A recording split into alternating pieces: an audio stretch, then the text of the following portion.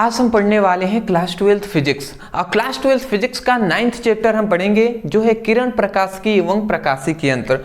इस चैप्टर का ये वन शॉट वीडियो है। आज के इस वीडियो में इस चैप्टर के जितने भी इंपॉर्टेंट टॉपिक रहेंगे उन सभी को हम कवर कराने का प्रयास करेंगे। तो चलिए दोस्तों एक एक करके हम समझते हैं। देखिए सबसे पहली बात, इतनी बात जानते हैं ना कि वन शॉट वीडियो इसीलिए केवल बताया जा रहा है क्योंकि समय कम है, हमें पढ़ना ज्यादा है, ठीक है ना। अदरवाइज सभी का इंपॉर्टेंट जो वन शॉट माध्यम से हम पढ़ा रहे हैं सभी इंपॉर्टेंट क्वेश्चन तैयार कर लीजिएगा, कॉपी पेन लेकर बैठिएगा, ठीक है ना। चलिए जी, देखिए हमारा क्या है 9th चैप्टर है किरण प्रकाशिकी एवं प्रकाशिकी अंतर। पहला हमारा यहाँ पे इंपॉर्टेंट क्वेश्चन आता है जो आपको दिखाई दे रहा होगा, ठीक है ना। क्या कह रहा है, क्रांति कोण को परिभाषित कीजिए। अब यहाँ पे क्रांति कोण को परिभाषित करने को कह रहा है, तो देख लेते हैं जी। तो देखिए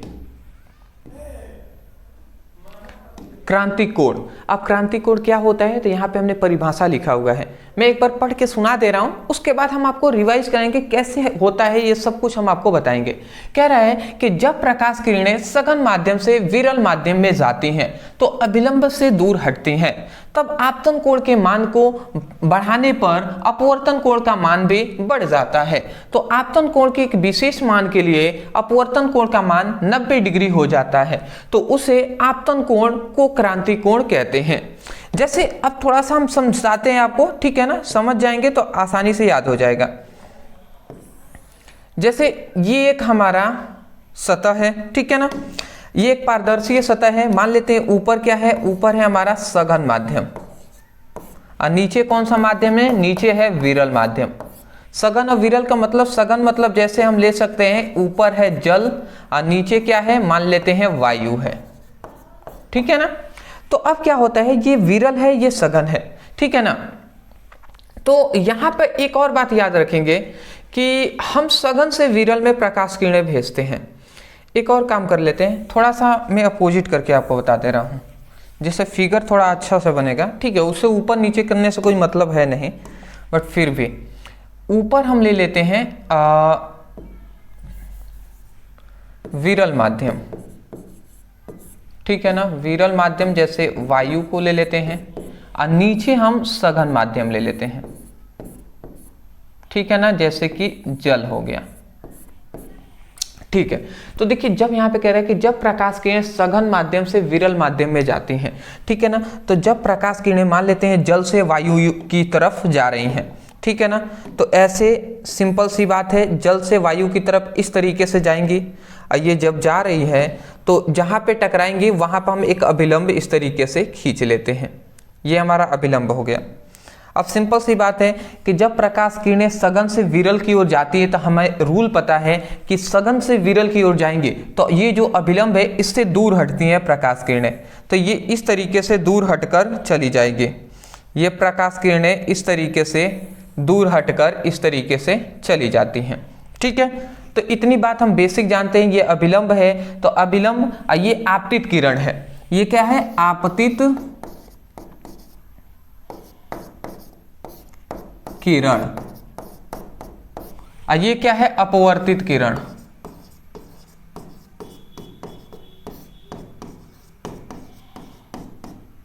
ठीक है।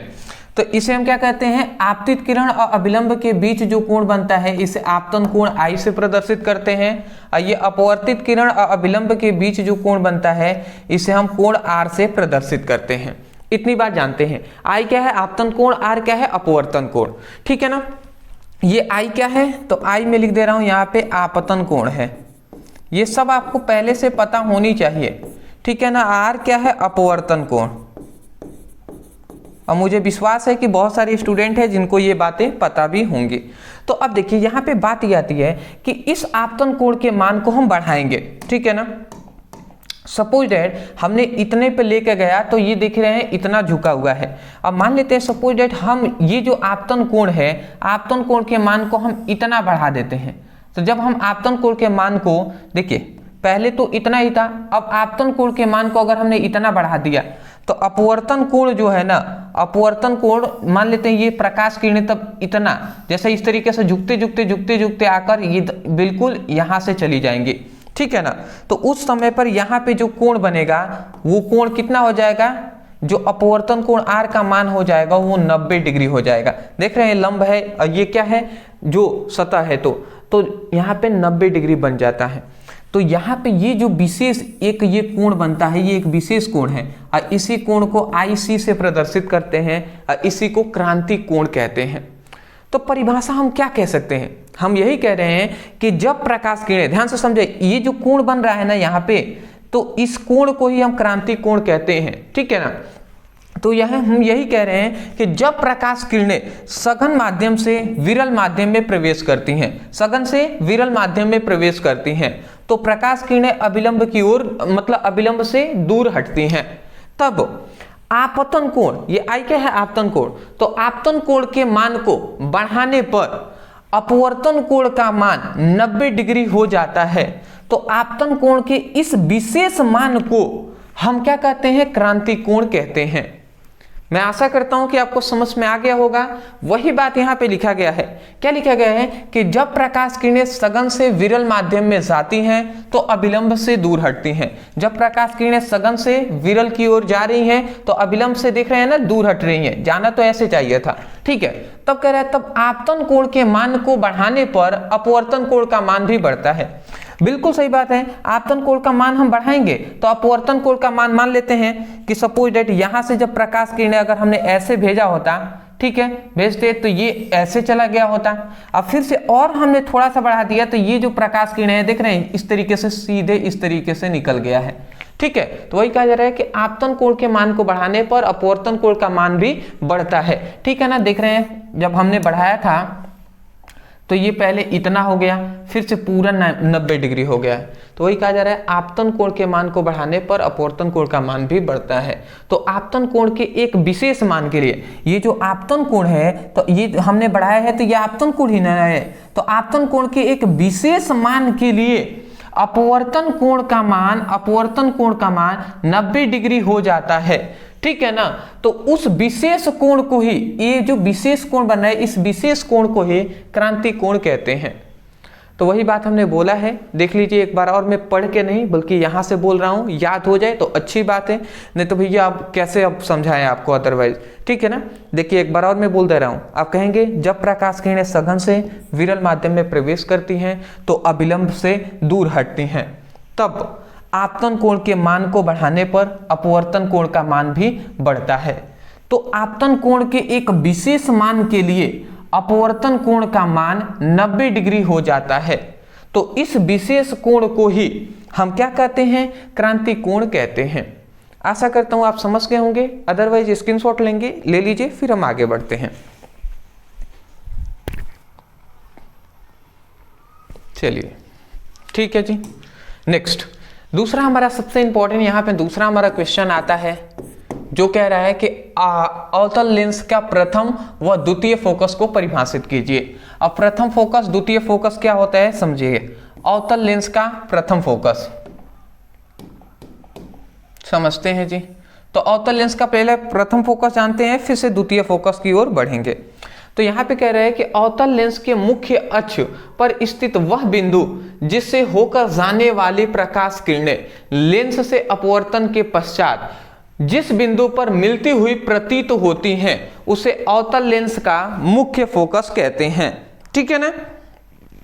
चलिए जी, जैसे कि सपोज दैट मैं यहाँ पे फिगर से आपको समझाऊं, तो एक हम अवतल लेंस यहाँ पे बना लेते हैं, अवतल दर्पण बना लेते हैं।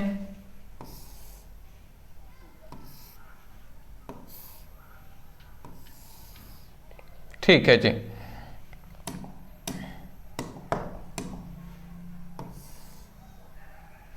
ये अवतल दर्पण हो गया और ये इसका एक मुख्य अक्ष हो गया, यहाँ पे ये इसका मुख्य अक्ष हो गया, ठीक है जी।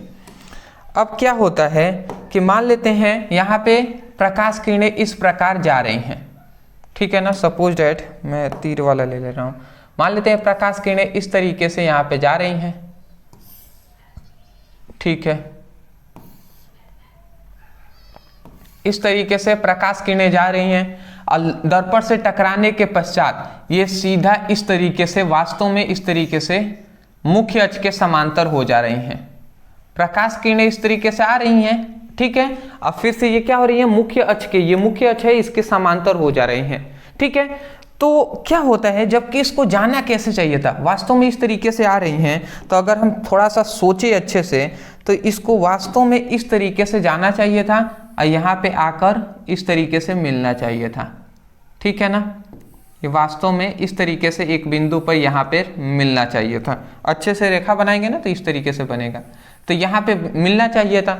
परंतु ये क्या होती है, जब प्रकाश किरणें अनंत से आती है ना तो लेंस से, अवतल लेंस से टकराने के पश्चात मुख्य अक्ष के ये इस तरीके से समांतर हो जाती हैं, ठीक है ना।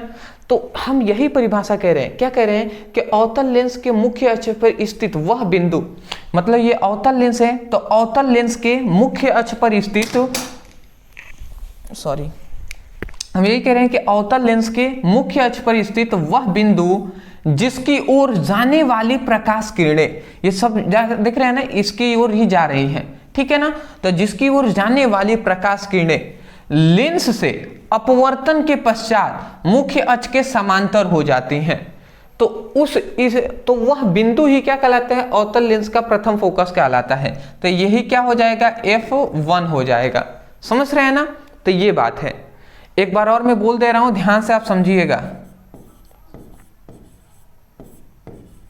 अवतल लेंस, ठीक है, एक बार और सुन लीजिए। हमने कहा कि अवतल लेंस के मुख्य अक्ष पर स्थित वह बिंदु जिसकी ओर जाने वाली प्रकाश किरणें लेंस से अपवर्तन के पश्चात मुख्य अक्ष के समांतर हो जाती हैं, वह बिंदु अवतल लेंस का प्रथम फोकस कहलाता है, ठीक है ना। वही बात हमने लिखा है, अवतल लेंस के मुख्य अक्ष पर स्थित वह बिंदु जिसकी ओर जाने वाली प्रकाश किरणें लेंस से अपवर्तन के पश्चात मुख्य अक्ष के जिस बिंदु पर मिलती हुई प्रतीत होती हैं तो उसे अवतल लेंस का प्रथम फोकस कहते हैं, ठीक है ना।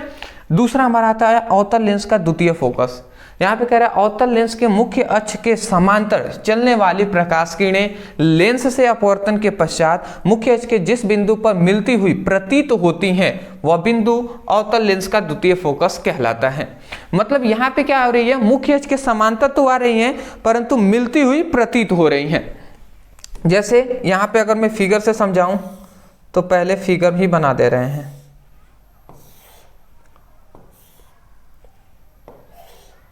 ठीक है।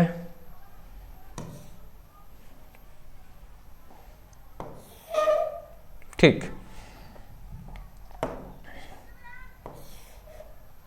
ये इसका मध्य बिंदु हो गया, मध्य रेखा, ये एक मुख्य अक्ष हो गया, अदर कलर ले रहे हैं हम, ये एक इसका मुख्य अक्ष हो गया। अब देखिए ये अवतल लेंस है, ये इसका मुख्य अक्ष है। तो यहाँ पे अब क्या हो रहा है, कह रहे अवतल लेंस के मुख्य अक्ष के समांतर चलने वाली प्रकाश किरणें। अब मान लेते हैं यहाँ पर क्या है, ये मुख्य अक्ष है तो इसके समांतर ये प्रकाश किरणें इस तरीके से चल रही हैं, ठीक है ना। इस तरीके से मुख्य अक्ष के समांतर ये प्रकाश किरणें चल रही हैं। थोड़ा सा टेढ़ा हो जा रहा है क्या, मुख्य अक्ष के समांतर इस तरीके से प्रकाश किरणें चल रही हैं, ठीक है। तो ये अवतल लेंस के मुख्य अक्ष, अवतल लेंस का ये मुख्य अक्ष है, तो अवतल लेंस के मुख्य अक्ष के समांतर चलने वाली प्रकाश किरणें लेंस से अपवर्तन के पश्चात ये क्या होता है, वास्तव में तो ऐसे ये क्या हो जाती हैं, बिखर जाती हैं। वास्तव में इस तरीके से ये बिखर जाती हैं, ठीक है ना, इस तरीके से ये बिखर जाती हैं, ठीक है। तो ये तो वास्तव में ऐसा होता है, परंतु क्या होता है कि हम प्रकाश किरणों को अगर हम पीछे लाते हैं तो पीछे लाएंगे ना, तो देखिए एक ये बिंदु है, इस पर ये मिलती हैं। अगर हम इनको पीछे लाते हैं तो ये इस बिंदु पर मिलती हैं, अगर आप देख पा रहे होंगे तो, ठीक है। इन चारों को पीछे लाएंगे तो ये एक बिंदु है जिस पर ये सभी मिल जाती हैं, तो यह बिंदु ही अवतल लेंस का द्वितीय फोकस कहलाता है। तो हम परिभाषा क्या कह रहे हैं समझिएगा। जैसे ये थोड़ा सा चिन्ह इस तरीके से दिखा दीजिएगा, ये प्रकाश किरणें आ रही हैं, ऐसे चली जा रही हैं, ठीक है ना।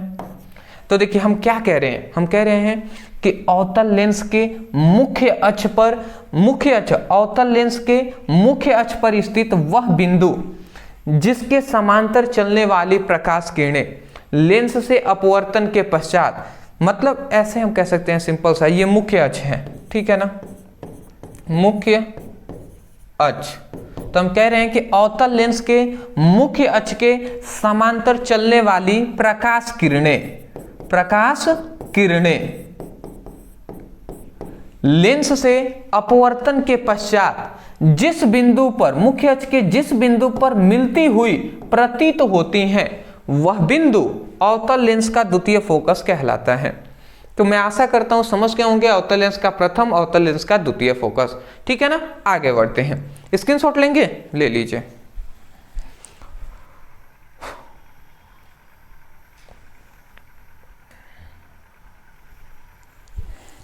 चलिए नेक्स्ट।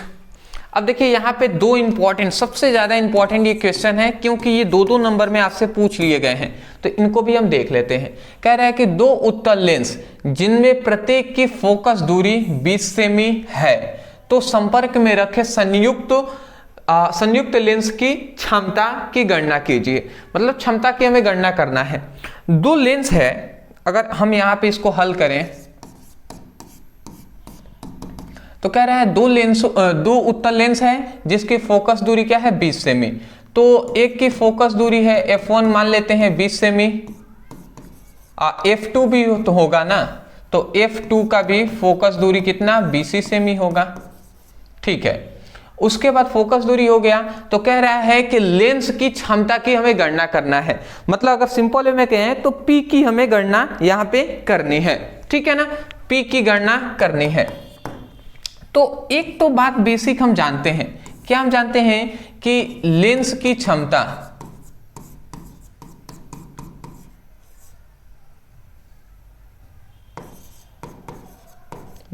क्षमता P बराबर क्या होता है 100/f होता है, ये हम जानते हैं। बट याद रखेंगे जो f होगा वो सेंटीमीटर में होना चाहिए, मतलब सेमी में होना चाहिए। तो बिल्कुल जी, अब देखिए ये देखिए हमारे पास f सेमी में है तो हम सेमी में रख देंगे, सिंपल सा मान। तो अगर रखते हैं तो P, अगर हम f1 प्रथम फोकस के लिए निकालें तो P1 हम लिखेंगे, तो P1 = 1/f1 100/f1 हो जाएगा। तो f1 का मान डायरेक्ट रखते हैं 20, तो यहाँ पे अगर हम 20 रखते हैं यहाँ पे तो 20×5 = 100 हो जाएगा। तो मतलब 5 डायोप्टर, क्योंकि लेंस का क्षमता का मात्रक डायोप्टर होता है। ठीक है, अगर P2 का मान हम निकालते हैं, P2 का मान, तो ये क्या हो जाएगा 100/20 हो जाएगा। ठीक है ना, क्योंकि F2 का भी मान यही है 20 ही है, तो ये 5 डायोप्टर हो जाएगा D। तो अगर हम कुल यहाँ पे कह रहे हैं संयुक्त लेंस की क्षमता की गणना करना है, कुल की ना, तो संयुक्त लेंस की क्षमता क्या होगा, जब P1 और P2 को जोड़ देंगे तो संयुक्त लेंस की क्षमता P = P1 + P2 हो जाएगा। तो P1 है 5 और P2 है 5 = 10 डायोप्टर हो जाएगा, तो 10D हम लिख देंगे। तो ये आपका क्या हो जाएगा, आंसर हो जाएगा। ठीक है ना, तो ऐसे ही आपको याद रखना है कि हमें f1 f2 का मान दिया था और संयुक्त लेंस की क्षमता में ज्ञात करना था। तो पहले इसके लिए f1 के लिए हमने क्षमता ज्ञात कर लिया यहाँ पे, फिर से f2 के लिए क्षमता हमने ज्ञात कर लिया लेंस की, और दोनों को हमने जोड़ दिया तो हमें कुल जो क्षमता है लेंस की वो मिल गया। ठीक है ना, तो इस तरीके से 2 नंबर में सिंपल से क्वेश्चन पूछे जाते हैं जो हम यहाँ पे डिस्कस कर लिए। अदरवाइज बहुत सारे स्टूडेंट हैं जो सोच रहे होंगे, जो हमसे कंसिस्टेंट पढ़ाई कर रहे हैं, तो कि सर न्यूमेरिकल का तो आप नहीं करा रहे थे, वन शॉट में केवल जो इंपॉर्टेंट टॉपिक है वही करा रहे थे।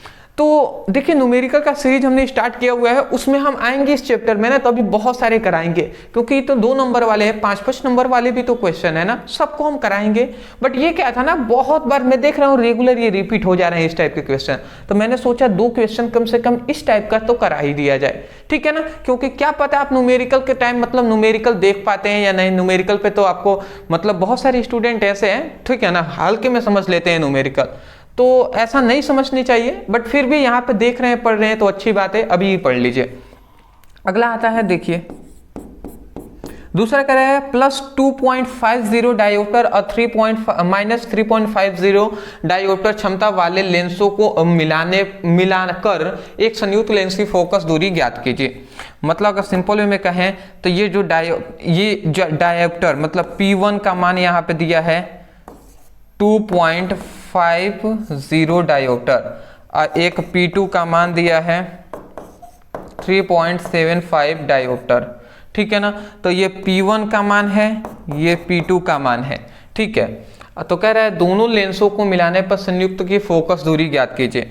तो फोकस दूरी ज्ञात करना है P1। अब हम यहाँ पे देखिए ऐसे हम कर सकते हैं कि यहाँ पे P1 और P2 का तो मान दे दिया है, हमें संयुक्त लेंस की फोकस दूरी ज्ञात करना है। तो एक बात हम फॉर्मूले में जानते हैं कि F इक्वल टू, देखिए जो ये फॉर्मूला यहाँ पे दिखाई दे रहा है P इक्वल टू 100/से में, तो वहाँ पर हम यहाँ पर पक्षांतर कर देंगे तो F इक्वल टू 100/P हो जाएगा, ये फॉर्मूला हो सकता है। तो इसको अगर हम देखें यहाँ पे तो हम ऐसे भी तो कर सकते हैं ना कि ये P, अच्छा ये दो हमें P का मान दिया है, दो P का मान दिया है, दोनों को आपस में ऐड कर देते हैं तो P equal to P1 plus P2 हो जाएगा, तभी तो ये संयुक्त फोकस दूरी निकल जाएगा, संयुक्त लेंस की क्षमता निकल जाएगा। तो पहले हम इसको निकालते हैं। तो P1 का मान 2.50 दिया है और प्लस P2 का मान माइनस, तो माइनस प्लस माइनस ही हो जाएगा ना, तो यहाँ पे माइनस हम लिखते हैं, तो माइनस 3.75 दिया है।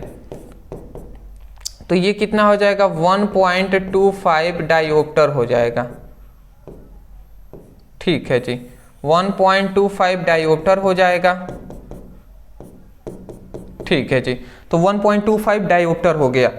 तो यहाँ पे हमने 1.25 डायोप्टर, सबसे पहले P का मान, ये जो P का मान हमने निकाल लिया क्योंकि ये P1 P2 का मान दिया था। अब जैसे ही P का मान निकाल दिया तो हम इस फॉर्मूले को रख देते हैं 100/P, F इक्वल टू 100 और P का मान 1.25 है। तो 1.25 में अगर हम भाग देते हैं तो कितने बार में चला जाएगा जी, ये आपका 80 बार में चला जाएगा, ठीक है ना, ये आपके 80 बार में चला जाएगा, ठीक है ना। तो जी ये कितना हो जाएगा 18 सेमी हो जाएगा। बट एक बात याद रखेंगे, देखिए ये घटाएंगे तो माइनस में ना आएगा जी, ये 3 पॉइंट ये अधिक है तो माइनस में आएगा, तो यहाँ पे भी माइनस ही रखेंगे तो ये माइनस में हमारा मान आ जाएगा, मतलब F का जो मान आया वो 80 सेमी आ जाएगा। मैं आशा करता हूँ आप समझ रहे होंगे। यहाँ पे केवल क्या दिया था, यहाँ पे हमें सिंपल सा कहना, तो यहाँ पे हमें P1 और P2 का मान दिया था, हमसे कह रहा था F का मान ज्ञात कीजिए। तो F का मान तभी हम ज्ञात कर सकते हैं जब P का मान पता हो, तो जब दोनों को हम जोड़ देंगे तो P का मान निकल जाएगा। जैसे ही P का मान रखा, ये जो फॉर्मूला है इस फॉर्मूले पर हमने रखा हुआ है, आगे है हमारा आंसर, ठीक है ना। न्यूमेरिकल हार्ड नहीं है, ठीक है ना, आगे बढ़ते हैं। चलिए न्यूमेरिकल हार्ड नहीं है, आगे बढ़ते हैं। अगला हमारा आता है लेंस की क्षमता से क्या तात्पर्य है, इसका मात्रक लिखिए। अभी ना हमने लेंस की क्षमता को पढ़ा जी, तो ये बताइए लेंस का परिभाषा क्या होता है, लेंस की क्षमता का मात्रक क्या है। लेंस की क्षमता का मतलब ये है कि किसी लेंसों द्वारा प्रकाश किरणों को अपसरित या अभिसरित करने की क्षमता को ही हम क्या कहते हैं, लेंस की क्षमता कहते हैं। मतलब कोई भी लेंस है तो वो प्रकाश किरणों को अपसरित करे या अभिसरित करे तो उसकी क्षमता ही लेंस की क्या कहलाता है, क्षमता कहलाता है। जैसे अगर मैं यहाँ पे फिगर से बनाऊं तो ये हम एक उत्तल लेंस बना देते हैं, ठीक है, ये हमने एक उत्तल लेंस बना दिया, ठीक है जी, ये उत्तल लेंस हमने बना दिया।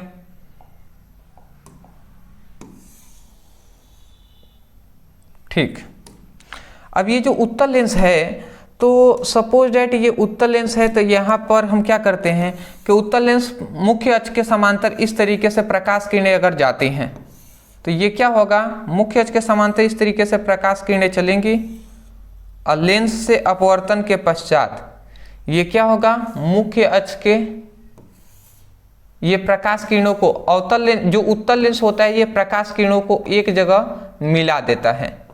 जब प्रकाश किरणें मुख्य अक्ष के समांतर जाती हैं तो जो अवतल लेंस, जो हमारा उत्तल लेंस होता है, उत्तल लेंस यह क्या करता है, प्रकाश किरणों को एक जगह मिला देता है। मिलाने का मतलब क्या है, अपसरित कर देता है, अपसरित कर देता है, अपसरित मतलब मिला देता है। तो इस घटना को ही हम क्या कहते हैं, इस क्षमता को, लेंस की एक क्षमता है जिसके कारण ये प्रकाश किरणों को एक जगह मिला दिया, तो इसकी जो क्षमता होगी वही लेंस की क्षमता कहलाती है। ठीक है, तो ये तो मान लेते हैं प्रकाश किरणों को क्या किया, मिला दिया, परंतु ऐसे भी लेंस हैं जो प्रकाश किरणों को फैला देती हैं। जैसे कि यहाँ पे आपको जो दिखाई दे रहा है एक और लेंस यहाँ पे, जैसे ये हमारा हो गया, ये एक मुख्य अक्ष हो गया। ठीक है, अब यहाँ पे एक, जैसे ये प्रकाश किरणें मुख्य अक्ष के समांतर ही जा रही हैं। ठीक है, ये इस तरीके से मुख्य अक्ष के समांतर जा रही हैं और लेंस से अपवर्तन के पश्चात ये इस तरीके से फैल जा रही हैं। देख रहे हैं ना, ये फैल जा रही हैं। तो यहाँ पे क्या हमें पता चला कि ये जो लेंस है ये अवतल लेंस है। तो अवतल लेंस क्या कर रहा है, प्रकाश किरणों को अभिसरित कर रहा है। अभिसरित मतलब होता है फैला देना। तो एक तो लेंस है जो प्रकाश किरणों को अपसरित कर रहा है और एक जो है लेंस जो क्या कर रहा है, प्रकाश किरणों को अभिसरित कर रहा है। तो ऐसे लेंसों की जो क्षमता है ना, उसी को हम लेंस की क्षमता मतलब कहते हैं। इन दोनों लेंसों की जो क्षमता है, कैपेसिटी है, उसको ही हम कहते हैं जी। तो वही कहा जा रहा है कि किसी लेंसों द्वारा प्रकाश किरण को अपसरित मतलब होता है मिलाना, अभिसरित मतलब होता है फैलाने की जो क्षमता है, क्षमता को ही लेंस की क्षमता कहलाता है या कहते हैं। तो मैं आशा करता हूं समझ गए होंगे कि किसी लेंसों द्वारा प्रकाश किरणों को अपसरित या अभिसरित करने की क्षमता को लेंस की क्षमता कहते हैं। आगे बढ़े, चलिए। हाँ, एक और बात है इसका मात्रक। देखिए इसका दो फॉर्मूला होता है, मैं आपको बता दूं। P = 1/f होता है। तो ये जो फॉर्मूला है, ये f जो होगा ना वो मीटर में होगा, तब के लिए ये फॉर्मूला है। एक और होता है कि P = 100/f, जो जिसका अभी हमने उपयोग किया है। ठीक है, अभी न्यूमेरिकल इसी पे बनाया है। तो यहाँ पे ये f है ना वो सेंटीमीटर में है। ठीक है ना, तब यहाँ पे 100 आया है। इसका मात्रक क्या होता है, तो ये भी आप याद रखेंगे,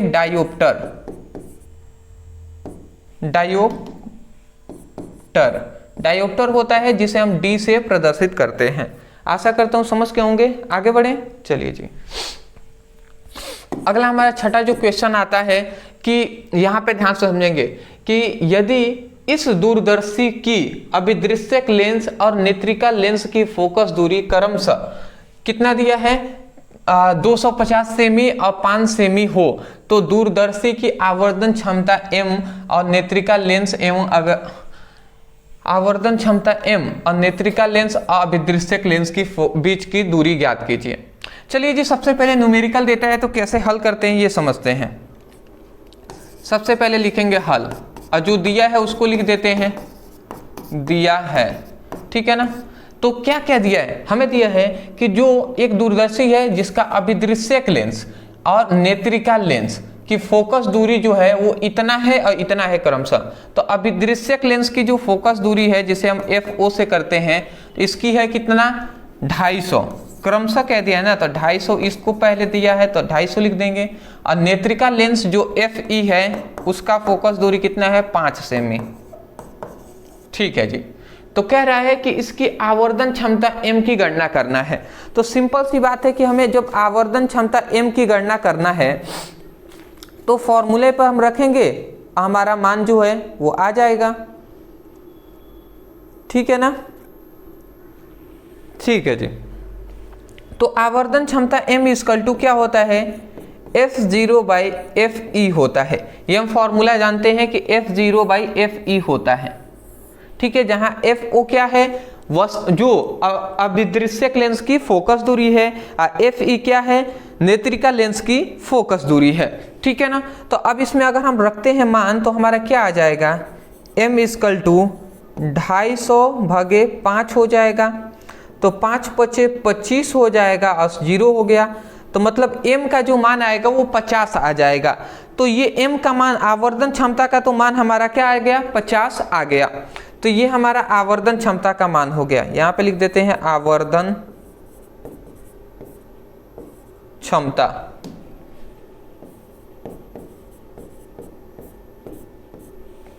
आवर्धन क्षमता m का जो मान आ गया वो 250/5 से हमने भाग दिया है तो 50 आंसर आ गया है।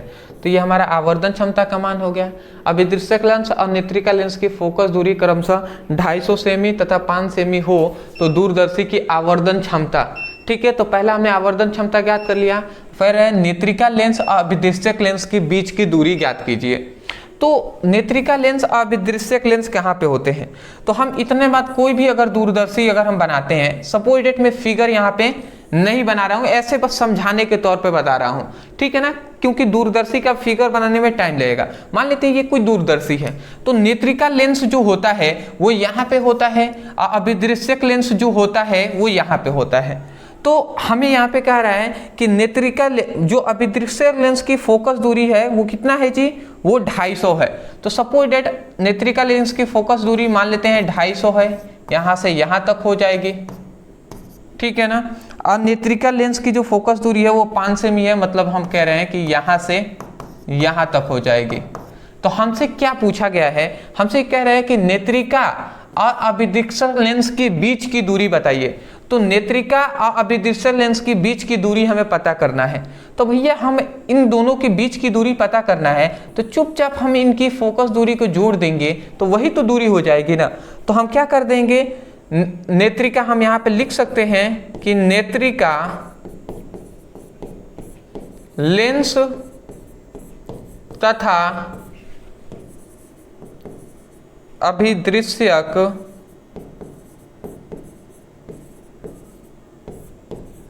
लेंस की फोकस दूरी, और ये क्या होता है, फोकस दूरी जो हो जाएगा वो क्या हो जाएगा, F = सबसे पहले अभिदृश्यक लेंस और फिर से नेत्रिका लेंस, दोनों को हम ऐड कर देंगे तो ये 250 हो जाएगा और प्लस ये क्या हो जाएगा, 5 हो जाएगा। तो मतलब इनके बीच की जो दूरी हो जाएगी, वो कितना हो जाएगा, 255 हो जाएगा जी, 255 सेमी हो जाएगा।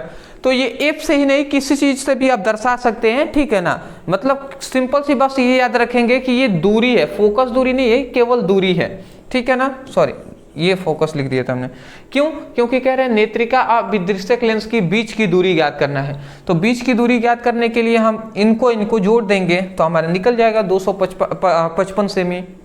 यहाँ पे बहुत सारे स्टूडेंट हैं जो सोच सकते हैं कि सर ये फोकस दूरी होगा, इसलिए मैं दूरी को किसी और से दर्शा दे रहा हूँ। जैसे एल लंबाई है ना, तो लंबाई मात्रक होता है, चलिए एल से हम दर्शा देते हैं। तो एल हम यहाँ पे लिख दे रहे हैं जिससे आपको दूरी समझ में आए, ठीक है। ये क्या है, दूरी है। तो ये हमने दूरी ज्ञात कर लिया। तो इस तरीके से न्यूमेरिकल करते हैं जी। एक और बात मेरा रिक्वेस्ट है आप सभी से, देखिए मेरा थोड़ा सा आज दिमाग सही नहीं है, ठीक है ना। अदरवाइज जो स्टूडेंट मुझसे पढ़ते होंगे, ठीक है, आज मैं उतना अच्छे से समझा नहीं पा रहा हूँ, मुझे अंदर से ऐसे फीलिंग आ रहा है। अगर समझ में आ जा रही होगी ना तो बहुत ही अच्छी बात है, ठीक है ना। अदरवाइज थोड़ा सा मुझे टेंशन कुछ बात के लिए हो जाता है, ठीक है ना। थोड़ा सा भी घर पे काम वाम चल रहा है ना, ठीक है, तो उसकी वजह से थोड़ी सी प्रॉब्लम है। चलिए उसको मैं देखता हूँ, अदरवाइज पर फिर भी समझ में आ जाए तो अच्छी बात है, ठीक है। कोशिश कीजिएगा, अगर नहीं समझ में आता है तो कमेंट जरूर कीजिएगा।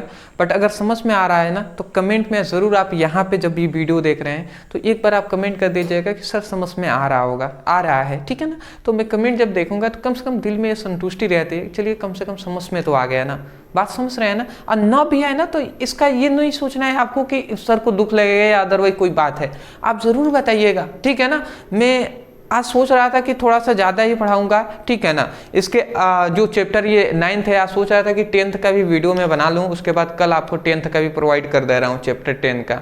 बट पॉसिबल नहीं है क्योंकि मन जब टेंशन दिमाग में रहता है अदरवाइज तो अच्छा नहीं लगता है पढ़ाने में।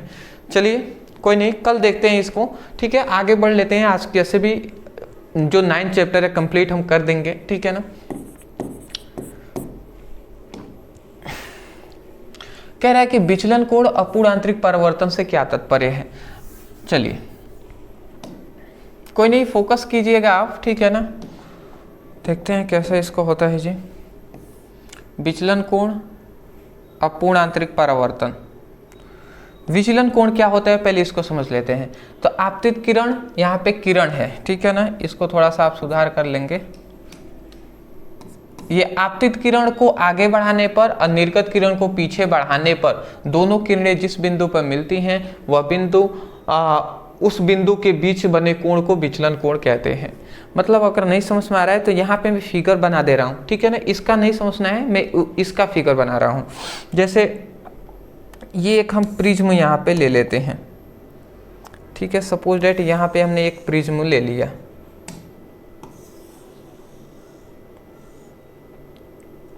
ठीक है। ये हमने एक प्रिज्म ले लिया है। अब इसमें हम क्या करते हैं, सपोज डेट ये प्रिज्म है, ठीक है। तो ये प्रकाश किरणें ऐसे जा रही हैं, ठीक है ना।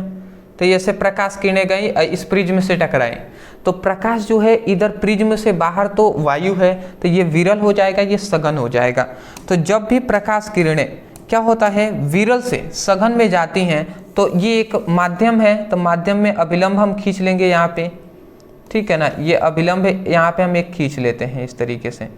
तो जब प्रकाश किरणें क्या होता है, मैंने क्या बताया कि जब प्रकाश किरणें विरल से सघन की ओर जाती हैं तो अभिलंब की ओर थोड़ी सी झुककर इस तरीके से चली जाती हैं। तो अभिलंब की ओर झुककर चली गई, ठीक है ना। मतलब जब विरल से सघन की ओर जाएंगी ना तो अभिलंब की ओर झुक कर चली जाती है। अभिलंब है तो अभिलंब की ओर थोड़ी सी झुक के चली गई, जबकि इसको इधर जाना चाहिए था, ठीक है। तो फिर से अब यहाँ से भी तो प्रकाश किरणें निकलेंगी, तो क्या होगा, यहाँ पर भी हम एक अभिलंब इस तरीके से खींचते हैं, ठीक है। यहाँ पर भी हम एक अभिलंब इस तरीके से खींच देंगे, ठीक है।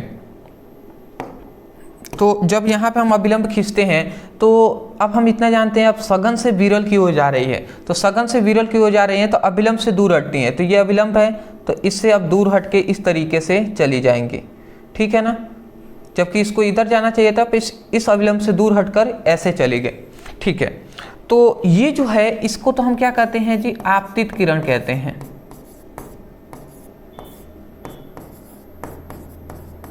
ठीक है। ये इस तरीके से जा रही हैं, इसे इधर से इधर गई, फिर से इधर से इधर गई।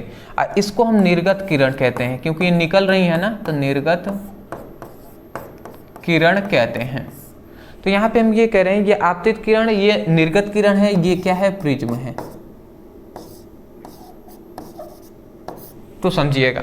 तो अगर हम यहाँ पे ये करते हैं कि ये जो हमारा एक यहाँ पे जो दिखाई दे रहा है आपको, ठीक है ना, ये कलर ले लेते हैं। ये जो आपतित किरण है, ये जो आपतित किरण है अगर हम इसको आगे बढ़ाते हैं, ठीक है ना, तो आपतित किरण को आगे बढ़ाने पर इस तरीके से आगे बढ़ा रहे हैं। निर्गत जो किरण है इसको पीछे बढ़ाने पर, ठीक है ना, क्योंकि ये इस तरीके से जा रही है तो इसको आगे बढ़ा रहे हैं, ये तो इधर जा रही थी तो इसको पीछे हम बढ़ाए हैं। तो आपतित किरण को आगे बढ़ाने पर और निर्गत किरण को पीछे बढ़ाने पर, ये दोनों अगर हम देखें तो आपतित किरण को आगे बढ़ाने पर और निर्गत जो किरण है इसको हम पीछे बढ़ाने पर ये दोनों एक बिंदु पर मिलती हैं। ये दोनों किरणें एक दूसरे पे मिलती हैं, एक बिंदु पर मिलती हैं। तो यहाँ पे एक कोण बनता है, यहाँ पे इनके बीच एक कोण बनता है। इसी कोण को ना हम क्या कहते हैं, यहाँ पे जो कोण बना है आपतित किरण को आगे बढ़ाने पर और निर्गत किरण को पीछे बढ़ाने पर, जो ये जिस बिंदु पर ये मिलती हैं उस बिंदु पर ये जो बना कोण है ना, यही कोण विचलन कोण कहलाता है, ठीक है ना। तो यही बात हम कह रहे हैं, क्या कह रहे हैं कि जब हम, अब सुनिएगा परिभाषा, हम कह रहे हैं कि जब आपतित किरण को आगे बढ़ाने पर और निर्गत किरण को पीछे बढ़ाने पर ये दोनों किरणें जिस बिंदु पर मिलती हैं उस बिंदु पर बना कोण प्रिज्म कोण, विचलन कोण कहलाता है। तो वही कह रहे हैं कि आपतित किरण को आगे बढ़ाने पर और निर्गत किरण को पीछे बढ़ाने पर दोनों किरणें जिस बिंदु पर मिलती हैं वह बिंदु के बीच, मतलब उस बिंदु के बीच बने उस बिंदु के बीच बने कोण को, यहाँ पे कोण रहेगा, कोण को विचलन कोण कहते हैं, ठीक है ना। तो मैं आशा करता हूं समझ गए होंगे। ये फिगर आप इसके नीचे जरूर आप बना लीजिएगा, ठीक है ना। इसका ये फिगर है, ये बात आप याद रखेंगे। चलिए अब आता है ये पूर्ण आंतरिक परावर्तन। पूर्ण आंतरिक परावर्तन जानते हैं क्या है? मैं यहाँ पे चला आता हूँ, देखिए यही है पूर्ण आंतरिक परावर्तन। सबसे पहला हमने टॉपिक पढ़ा था क्रांति कोण। तो यहाँ पे क्या होता है कि सिंपल सी बात है, जब प्रकाश किरण हमने ऐसे भेजा था पहला, तो ये जब आपतित के यहाँ पे ये प्रकाश किरण ऐसे चला गया, थोड़ा सा हम इसके मान को बढ़ाएं तो देख रहे हैं ये इस तरीके से चला गया है। थोड़ा सा और हमने बढ़ाया है किरण को, मतलब आपतन कोण के मान को बढ़ाए हैं, तो अब देख रहे हैं प्रकाश किरणें इस तरीके से चली गई हैं, जहां पर अपवर्तन कोण का मान 90 डिग्री हो जा रहा है।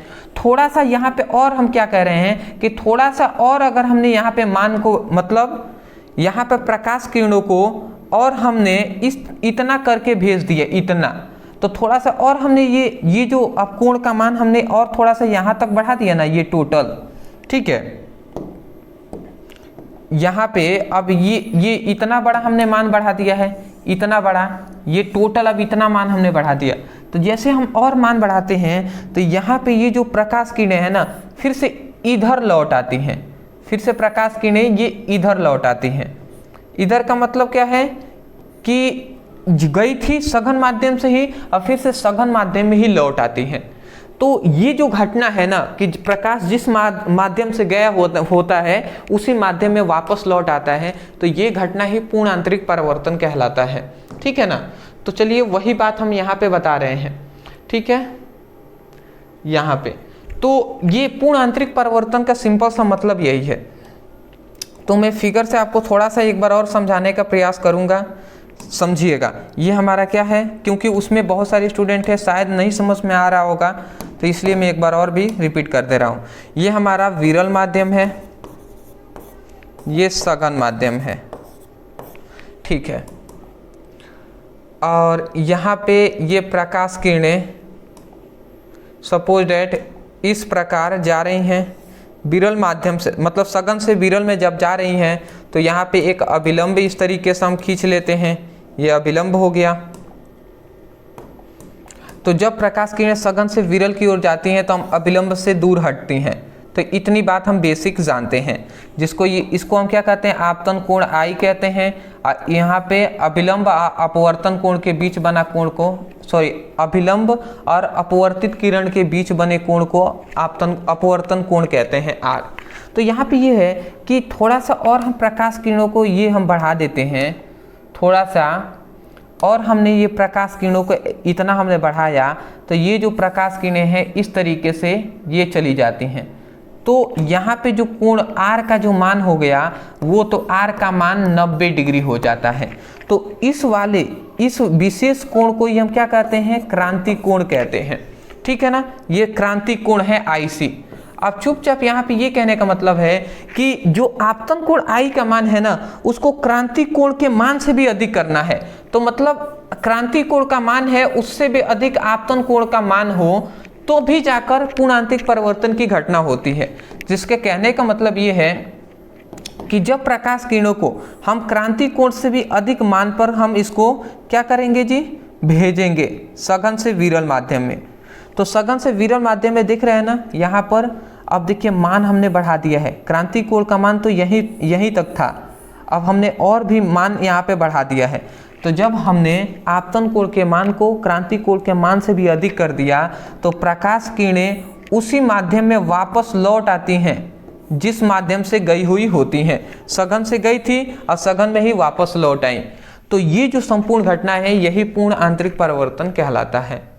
तो परिभाषा आप क्या कहेंगे, तो परिभाषा आप यही कहेंगे, देखिए यहाँ पे लिखा गया है कि जब प्रकाश किरणें सघन से विरल माध्यम में प्रवेश करती हैं, जब प्रकाश किरणें सघन से विरल माध्यम में प्रवेश करती हैं, तो कह रहा है कि अभिलंब से दूर हटती हैं। तो अभिलंब से दूर हटती हैं, तब आपतन कोण के मान को क्रांति कोण के मान से अधिक करने पर प्रकाश इस माध्यम में, मतलब प्रकाश उसी माध्यम में, यहाँ पे उसी रहेगा, प्रकाश उसी माध्यम में वापस लौट आती है, ठीक है ना, जिस माध्यम से गई हुई होती हैं, ठीक है। तो वही घटना प्रकाश का पूर्ण आंतरिक परावर्तन कहलाता है।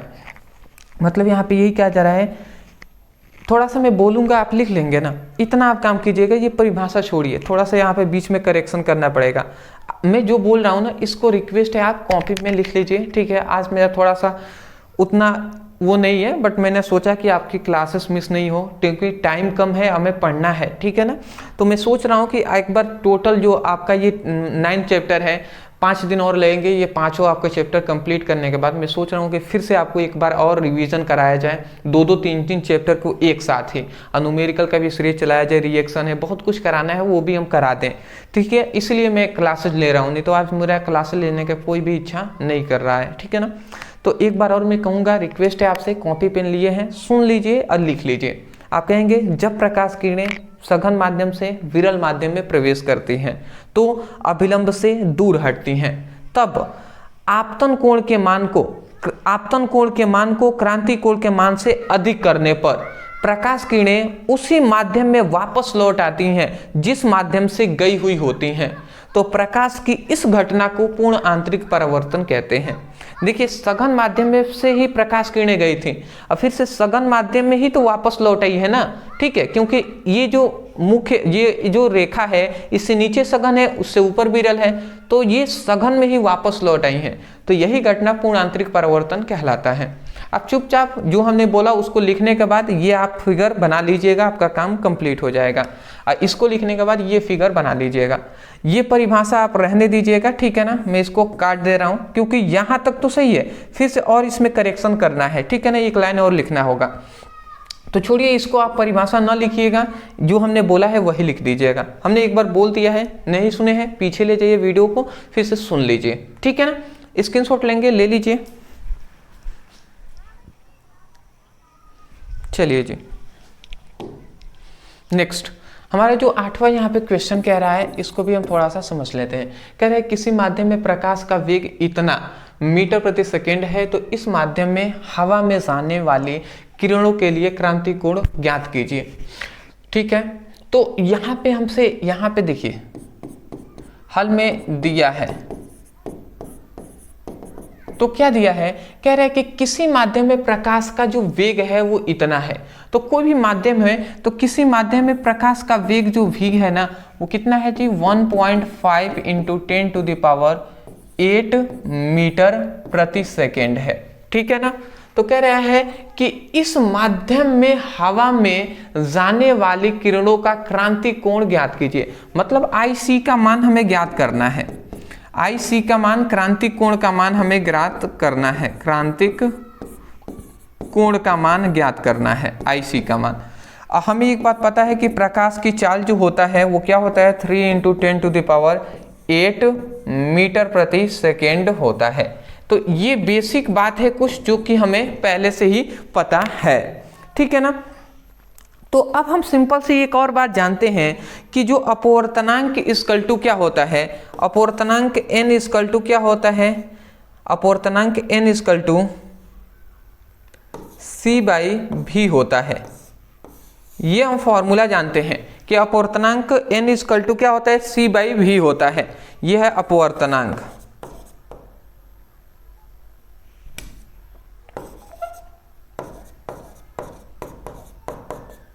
अब इस फॉर्मूले के क्यों लगा रहे हैं वो आपको अभी आगे पता चल जाएगा। क्यों? क्योंकि क्रांतिक कोण हमें ज्ञात करना है ना, तो क्रांतिक कोण तभी ज्ञात कर पाएंगे जब हमें अपवर्तनांक पता रहेगा। तो अपवर्तनांक अब हम इससे ज्ञात कर सकते हैं कि n इक्वल टू, अब देखिए c का मान हमें पता है, c का मान है 3 × 10⁸ मीटर प्रति सेकेंड। अब v का मान देखिए यहाँ पे दे दिया है 1.5 × 10⁸ हो जाएगा, ठीक है ना। अब सिंपल सी बात है, अगर हम भाग देते हैं ना तो इससे ये कट जाएगा, अब 15 दूना 30, मतलब जो n का मान आ जाएगा, अपवर्तनांक का मान, वो क्या आ जाएगा, 2 आ जाएगा। तो जैसे ही अपवर्तनांक का मान हमें पता चला, ठीक है ना, वैसे ही हम एक और बात जानते हैं कि जो sin c = 1/n होता है, ठीक है ना। ये अपवर्तनांक जो स्नेल के नियम से हम जानते हैं कि sin c = 1/n क्या होता है, n होता है, जहां c क्या है, c ही है क्रांतिक कोण, ठीक है ना। तो अब यहाँ पे हम जानते हैं ये बात, अब इस पर हम मान रखते हैं। यहाँ पे आप लिख सकते हैं, चूंकि ये तो n का मान निकल गया ना, यहाँ पे ऐसे लिख लीजिएगा, ठीक है ना। अगर नहीं लिखना चाहते तो चलिए मैं बता भी दे रहा हूँ, लिखिएगा, चूंकि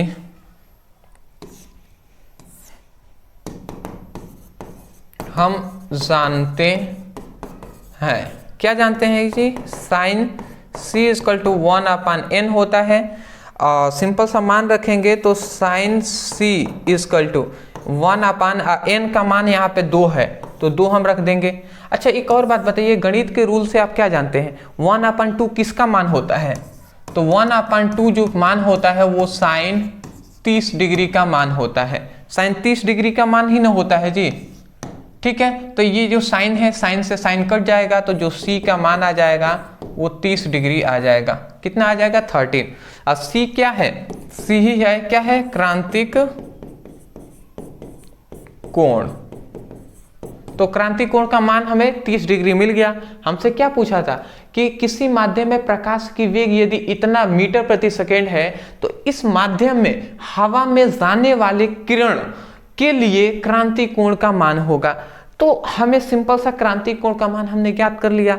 तो कैसे ज्ञात किया है? सबसे पहले हमें एक तो वेग दे दिया था प्रकाश का, एक हमें प्रकाश का वेग मिल गया कि वायु या निर्वात में प्रकाश का वेग इतना होता है। इन दोनों को पता था तो हमने अपवर्तनांक ज्ञात किया। और अपवर्तनांक क्यों हमने ज्ञात किया? क्योंकि हमें ये फॉर्मूला पता था, ये वाली फॉर्मूला कि साइन c = 1/n होता है अपवर्तनांक से। तो इस फॉर्मूले के लिए अपवर्तनांक हमने ज्ञात किया है और सिंपल सा n का मान हमने रखा है तो ये हमारा निकल गया है। तो ये सब कुछ आगे का सब पता होने के बाद ही तभी ये फॉर्मूला सब लगाया जाता है। बहुत सारे स्टूडेंट सोचते हैं सर कैसे पता कि फॉर्मूला यही लगेगा।